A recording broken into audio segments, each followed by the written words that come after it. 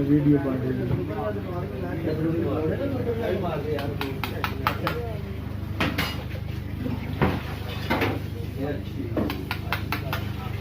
ख्याल कर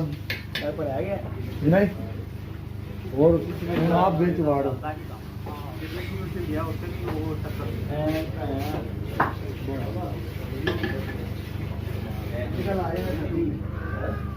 चाय ना मैंने चाय